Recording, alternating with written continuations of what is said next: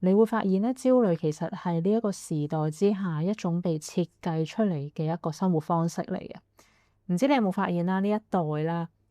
嘅人啊，或者唔同嘅年輕人啦，好似相對上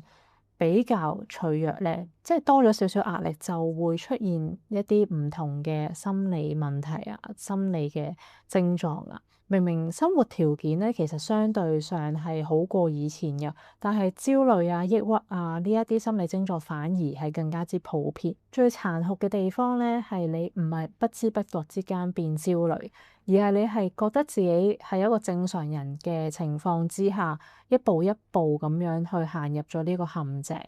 有啲時候啦，你會以為係自己問題，但係其實咧，有可能係成個你嘅成長環境之下出現咗一啲結構性嘅錯誤。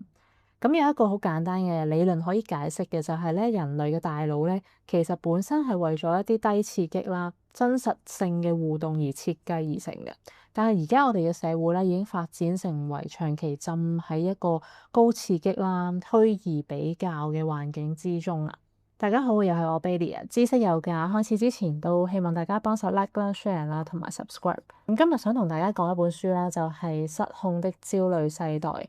作者咧提出咗一個好核心嘅觀點，就係我哋見到嘅心理健康崩壞啊等等嘅問題咧，唔係偶然啊，而係童年結構重寫之後嘅必然結果啦。咁作者叫呢一件事做童年嘅大重塑啦。咁幾年前咧，美國一間中學做過一個實驗啦，就係佢哋揾咗班學生做一個簡單嘅任務，就係叫佢哋連續一個禮拜限制佢哋用社交媒體。唔係話完全去100% 禁止嘅，就係最多只可以用30分鐘。咁結果係點咧？就係第一日佢哋會出現一啲焦躁啊、不安啊嘅反應啦。咁第二日咧已經係偷偷地使用多過呢個30分鐘嘅時間啦。第三日咧就會出現一啲情緒上嘅反彈啦，即係會唔開心啊、會唔自在啊、不安啊等等嘅情緒都會出現。第四日咧就開始出現咗一種被孤立感啊！咁有個學生啦講咗一句好震撼嘅説話，就係話：我唔係冇朋友啊，而係我驚錯過咗佢身邊嘅人嘅人生。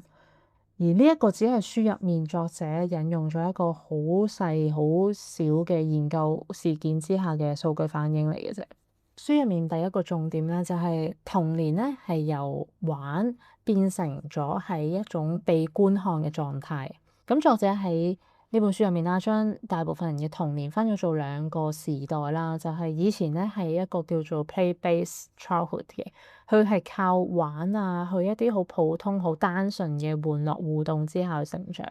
而依家咧就係 phone-based childhood，就係靠手機啊去幫你接觸啊，去理解同埋同呢個世界互動。有一個比較殘酷嘅例子啦，就係作者訪問咗一個青少年嘅女孩子啦，同個作者講啦，佢每一次 post 相之前咧，都要改十幾次 filter 嘅 Instagram 啊，或者係唔同嘅濾鏡啦。唔係因為張相靚唔靚啊，而係因為佢已經習慣咗咧，佢嘅人生係俾人落 rating，俾人去落 comment，以為佢係追求完美。其實唔係，佢其實係心入面係想做一個避免被否定嘅一個心理狀態。咁書入面指出啦，玩其實唔係娛樂咁簡單啦，而係一種心理嘅訓練機制嚟嘅。譬如話咧，小朋友喺一啲遊戲入面咧，佢會經歷咗唔同嘅衝突啦、唔同嘅失敗啦，或者合作啊一啲關卡啦，呢啲等等嘅咧，都係建立緊一啲情緒調節嘅能力同埋人際關係嘅能力嘅關鍵嚟嘅。但係而家呢一個社會或者呢個世代之下啦，小朋友甚至係成年人啦，大部分嘅時間都係去睇片啊、去碌 IG 啊、去打機啊。表面上佢係互動緊，但係其實佢係被動接收緊。咁你問我嘅觀察之下，如果將呢個情況應用喺香港咧，其實香港嘅父母啦，都有一種好常見嘅矛盾，就係喺現實世界之下，可能好多家長就會驚危險啊，驚唔同程度嘅一啲事件發生啊，令到個小朋友會出現一啲唔安全嘅情況啦，佢就會唔俾小朋友亂咁走啊，好保護佢嘅狀態啦。咁但係虛擬世界咧就係一個完全開放嘅狀態嚟嘅，唔同嘅家長啦，或者唔同家庭啦，都已經俾佢嘅小朋友幾歲已經用手機。個結果得出嚟就係最應該學習去點樣面對世界階段咧，反而佢嘅家長隔離咗，甚至唔係淨係小朋友嘅，香港人其實好早就習慣咗一樣嘢，就係你表現自己比起你成為自己更加緊要。好普遍嘅情況之下就係唔同嘅 Instagram 啦，你嘅 LinkedIn 啦，甚至係你覆嘅 message 啊、email 啊嘅語氣啊，或者 emoji 啦，都係包裝成為一種被觀看嘅狀態咁樣。當一個人咧長期活喺一個被觀看嘅狀態之中啦，佢就會慢慢不經不覺咁樣失去咗一樣嘢，就係冇人評價你嘅時候嘅一種自我穩定感。書入面咧有一個好重要嘅發現，就係話青少年嘅心理問題咧喺2010年之後咧係急劇咁樣上升，出現嗰啲症狀包括係焦慮啦、抑鬱啦、自殘啊、自殺啊等等唔同一啲摧毀自己嘅傾向。而同一時間咧，正正就係智能手機同埋社交媒體嘅全面普及啊。書入面亦都提到一個例子啦，就係有一位少女啦，佢啱啱開始用咗自己嘅社交媒體之後咧，佢嘅情緒開始會出現一啲唔同嘅波動啦，或者好唔穩定啊。佢亦都好在意唔同人嘅評價啦，甚至可能係一啲唔開心啊，或者一啲好低迷嘅時候，佢會用一啲自殘嘅作為呈現表達佢痛苦嘅方式啦。但係當佢限制咗用佢自己手機之後咧，佢嘅情緒咧亦都好明顯咁樣得到一啲改善。第二個例子就係重度用社交媒體嘅青少年咧，出現憂鬱、抑鬱嘅症狀咧，係大大高過其他低嘅使用者啦。香港嘅狀況未必去到咁極端嘅，但係好多人咧都會有一種好慢性嘅焦慮，就係成日覺得自己唔夠好啦。可能香港呢一個環境啊，或者資訊嚟得特別急速、特別快，咁所以好多人咧就會有一種好易比較嘅狀態啦，好難去真正達到放鬆嗰個 mode。譬如明明已經過咗成日，做咗成日嘢好攰啦，但係你都停唔到碌手機啊，甚至而家出現一啲 set lock 啦，你真係每個鐘都要 update 啦，所以變相就係你係重度咁樣依賴緊一啲社交媒體嘅運作。你唔係想玩嘅，你係停唔到嘅喎。而呢一啲種種嘅例子咧，都係反映你係同一個系統造成嘅。因為佢話俾你聽，你焦慮呢一個狀態咧，唔係情緒失控嘅，而係你個注意力俾一啲系統接管咗。智能手機帶俾你4個心理影響啦，就係第一，佢會剝奪咗你嘅社交啦，唔係講緊你網絡層面上面嘅社交，而係你真實互動、面對面嘅一啲互動。第二就係睡眠嘅剝奪啦，即係頭先都講到啦，每一晚你都要碌咗手機啊，或者睇過人哋唔同嘅媒體 update，你先至會瞓覺啦。而長期夜瞓亦都會影響咗你嘅情緒啦。第三就係唔同各式各樣嘅 social media 啊，或者手機嘅一啲唔同功能啊，其實都會慢慢摧毀咗你嘅注意力，令到你嘅注意力碎片化。亦都好難做到一個深度嘅專注狀態。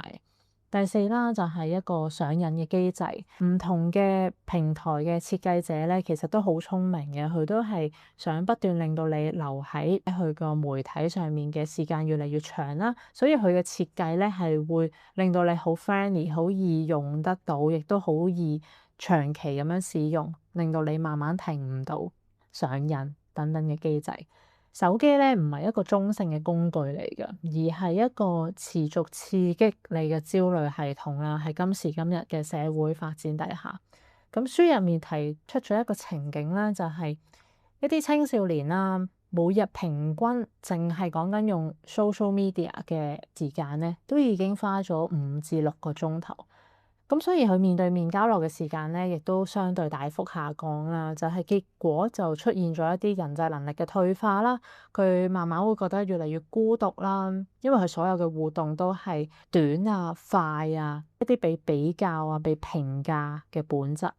我亦都嘗試 review 咗少少而家自己最近嘅狀態咧，就係我哋好多時以為做完一堆嘢啊，或者忙咗成日啦，夜晚碌手機係放鬆自己，但係其實佢係不知不覺一個大腦設計層面上面一個持續刺激嚟嘅。因為你真正嘅放鬆咧，其實係冇輸入，冇任何嘢，冇任何資訊嘅輸入。但係香港人偏偏個生活節奏就係返工已經係高壓環境啦，放工再用一啲唔同手機嘅媒體或者 App 啊去填滿你嘅時間啦，即係話你係只係由一種壓力轉去另一種壓力咁解嘅啫。第四個重點啦，就係好得意嘅喎，男同女咧係會俾唔同嘅方式影響嘅喎。仔細觀察就係話咧，女仔係會多啲受到一啲社交媒體影響，而男仔咧就會多啲沉迷虛擬嘅娛樂世界啦。咁女仔通常出現面對嘅問題就係在於 IG 嘅文化啊，或者外表上面嘅比較啊、社交嘅壓力啊等等。譬如書入面提到啦，頭先嗰個少女啦，會因為身邊嘅朋友出現完美生活咧，而產生咗一種潛意識嘅自我否定嘅喎。男仔咧就會傾向一啲沉迷遊戲啊、影片啊，或者逐漸去逃避現實世界嘅一個畫面同埋一個狀態。兩個模式咧睇落好似唔同啊嘛，但係最後咧其實結果係一樣嘅。佢哋出現嘅症狀啦，或者佢哋嘅狀態咧，都會多咗係孤獨感啦，同現實之間嘅連結會慢慢減弱啦。咁，比如我亦都觀察到啦，香港嘅情況之下啦，你會見到好多人好努力經營佢個形象啊，或者去 IG 或者去 Threads 啊，唔同嘅一啲 update 啊，但係其實佢內心係好焦慮㗎啦。但係有啲人咧，亦都好似冇壓力咁樣啦，好隨心啦，但係其實佢都係冇方向㗎。而呢兩者反正嘅咧，都係其實代表咗失去咗佢喺真實世界嘅一個根啊。頭先我所講嘅嘢咧，其實個問題咧都係出現喺呢個集體嘅困局上面㗎。因為佢呢一個行為啦，或者呢個風氣啦，唔係單單個人選擇可以做得到，或者少數嘅人可以形成到呢個風氣。咁作者提咗一個好重要嘅觀點，就係話手機嘅問題之所以咁難去 fix 啦，就係因為唔係個人問題，而係集體性行為嚟嘅。舉個例子啦，就係有啲父母想限制佢嘅小朋友去用社交媒體啦，可能會出現一種被排斥啊，或者參與唔到話題嘅疏離感。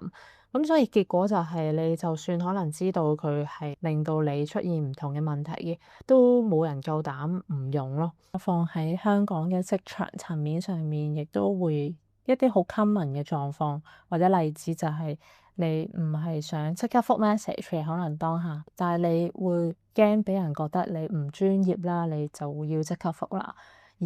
同時間你可能唔想過度曝光自己嘅，但係你又驚錯失咗機會啦，然後你又做咗一啲可能自己唔係真係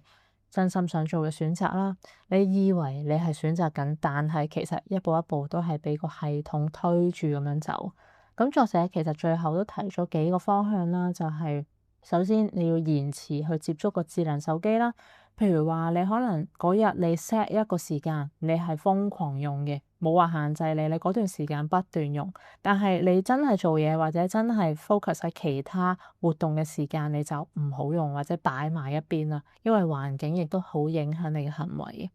咁當然啦，你係限制你社交媒體嘅使用啦，就係譬如可能你嘅工作啊，或者你嘅身份係需要長期用到手機嘅，你好多時好易喺一啲空閒嘅時間不斷令到你使用到個社交媒體啦，咁你咪會去 set，你可以去 set 一啲 time limit 啊，set 一啲規範自己使用個媒體嘅時間啊。同時間學校其實都可以去減少依賴個科技啦，增加多少少同返現實世界嘅 bonding 更加強嘅互動啦。即係呢件事更加核心嘅一樣嘢就係真正嗰個戰場或者個問題嘅本質唔係喺科技嗰度，而係喺個人層面上你點樣拒絕個誘惑嘅能力。